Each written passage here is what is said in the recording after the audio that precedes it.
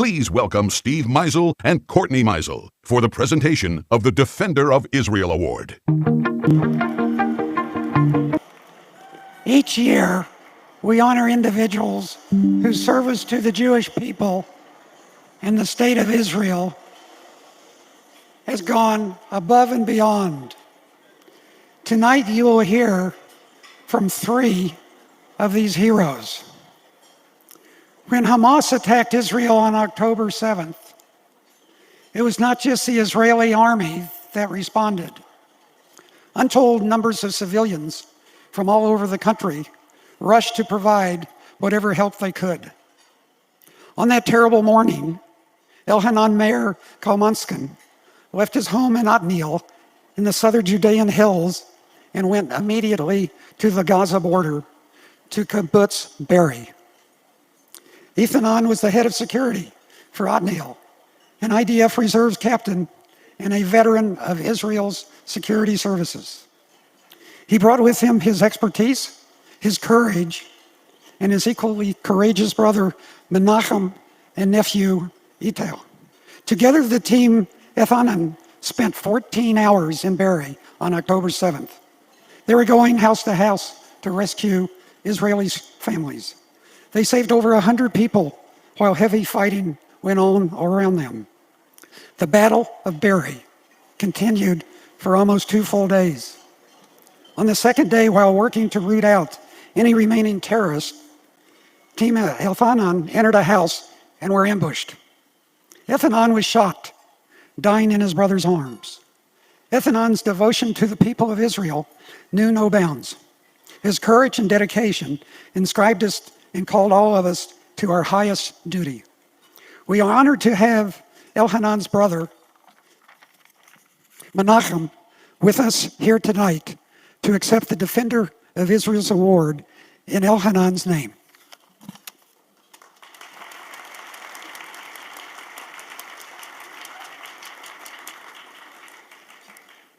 Thank you.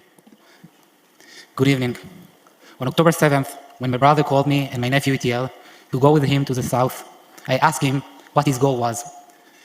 He told me in short, to look for efficiency. When we arrived in Kibbutz Be'eri, an IDF commander explained to Elhanan that it's too dangerous, but Elhanan chose to go in. With our first entrance into the kibbutz, the first of many more to follow, we were in search of a young wounded girl who was trapped in her burning home. We were informed that her mother and brother had been murdered and that her father lay wounded next to her. Searching for the girl, I walked between burning houses, gunfire shot all around us, and suddenly a man jumped out of the bushes to me. He had hidden in the bushes since that morning. He cried and shouted to me that his children were gone. I cannot forget his voice.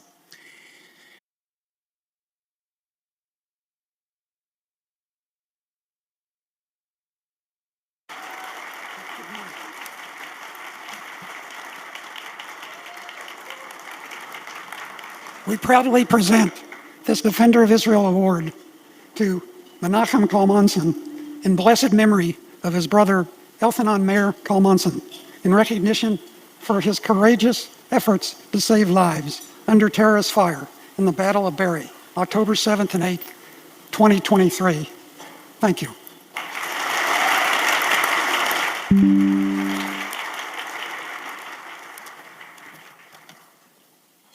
Itamar Harlap is just 22 years old, but he has already shown himself to be a very brave man. Itamar serves in the Yamas undercover unit of the Israeli Border Police, the special forces that deal with some of the most difficult and violent situations in Arab areas. That he applied to and was accepted by this specialized unit already tells you a lot. Itamar's unit has special sniper teams that take charge when riots at the Gaza fence become violent. During the high holidays last year, there were just these kinds of riots, and Itamar's unit stayed on call at the border in Kibbutz Nahalos in case of further problems. That put them right in the front line when Hamas terrorists poured over the border the morning of October 7th. Itamar and his team members quickly engaged with the enemy. They encountered an ambush by 30 Hamas fighters, and his commander was tragically killed, while Itamar and his teammates were injured. Yet his team managed to take shelter and continued fighting. Eventually, with no help in sight and badly injured, They took an armored vehicle and drove themselves to Soroka Hospital for treatment. Itamar nearly died from blood loss, but thankfully he and his teammates survived. Please join me in welcoming Itamar Harlap to the stage to receive the Defender of Israel Award.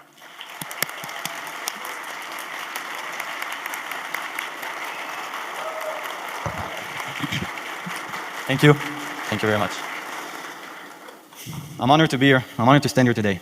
First and foremost, I want to express my deepest gratitude to each of you. Your presence, your support, it means the world. Today, I stand before you not just as a soldier who fought in battle, but as living proof of the battle and miracles that occurred for me and many others during one of our most challenging moments in the history as Jewish people, October 7th. The battle was incredibly intense and chaotic. It was like a scene from a video game. Bullets flying through the air, explosions erupting, all around us. The sound of gunfire echoed through the air, and the smell of smoke and Courtney filled the kibbutz. It was a surreal and terrifying experience that will stay with me forever. My teammates and I, we were in the heart of it. We were in the heart of the action, fighting for our lives and the lives of the people in the kibbutz. There is one scene that is seared in my memory the most. I remember when I was injured, I fell down and saw my leg broken and bleeding, and I managed to drag myself to a bush, hoping for a brief moment of safety to try and stop the bleeding and keep fighting with my friends, and then I saw it. A grenade landed right between our legs. In that moment, time seemed to freeze. I closed my eyes, feeling the weight of everything we were fighting for, and then I said the words that have carried our people through the darkest of times, Shema Yisrael. I thought it was the end, but somehow, by some miracle, the grenade didn't detonate, and I'm still here.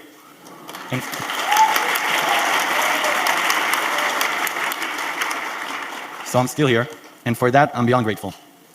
But I can't stand here today without acknowledging something crucial. In those moments, despite our training, despite our courage, we felt alone. Completely alone on the battlefield. And that feeling of isolation, of it's just you against all, is something no soldier should have ever have to endure.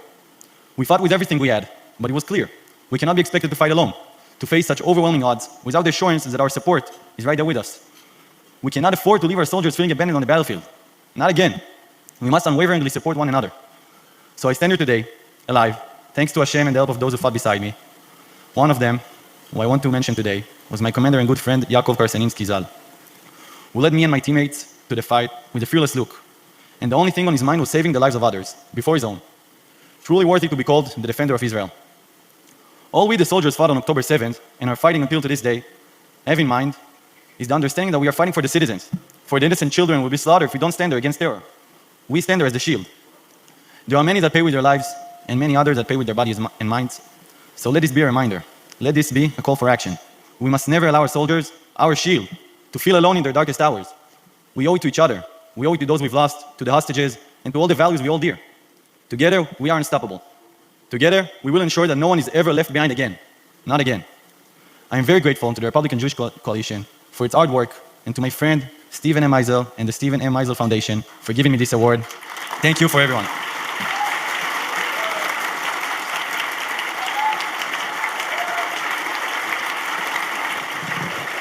So, Itamar, we present you with this award in recognition of your courageous actions in battle against the Hamas terrorists at Kibbutz Nahal Oz on October 7th, 2023.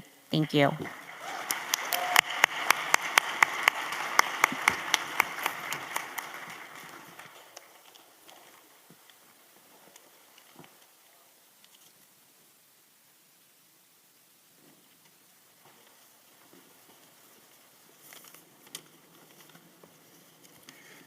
Former Israel Police Chief Kobi Shabtai led the response by the Israel National Police on the October 7th massacre.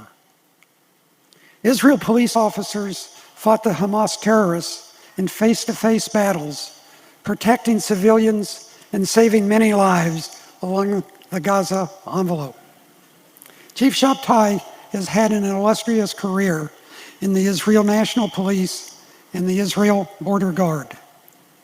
He was among the founders of the Special Forces Counterterrorism Unit in the Israel Border Guard that operates in the Gaza Strip. It's known as Yamas.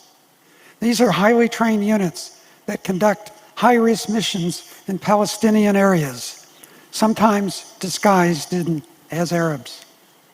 The men and women under Chief Shabtai's command fought courageously against the overwhelming odds in the Gaza envelope on October 7th and suffered losses of 63 killed in action. We are pleased to honor Chief Kobi Shabtai tonight with the Defender of Israel Award. Because of the recent events in Israel, Chief Shabtai joins us by video from there.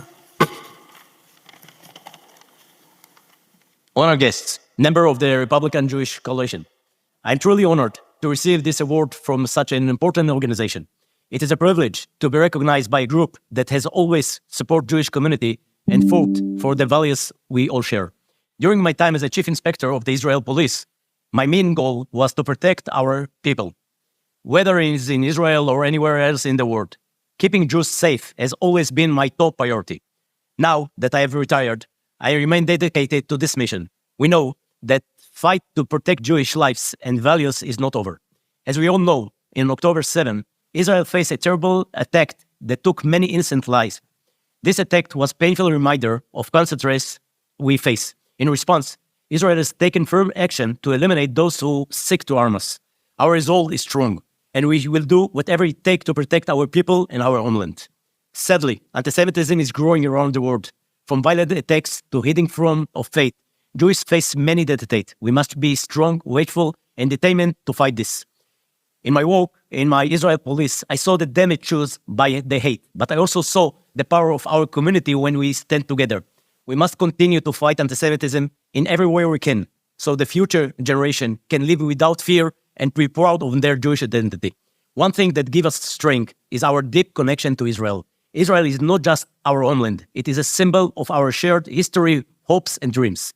This connection goes behind borders, languages, and cultures. It reminds us that no matter where we are always part of a family who stand together in tough time and stay true in the values that make us who we are. I'm very grateful to the Republican Jewish Coalition for its hard work and to my friend Steve Mizel and this Steve Mizel's Foundation for giving me this award. As we look ahead, let us remind and remember that what we do today is the promise we keep, and the unit we build will shape the future for our children and grandchildren. Thank you, and may continue to grow stronger together.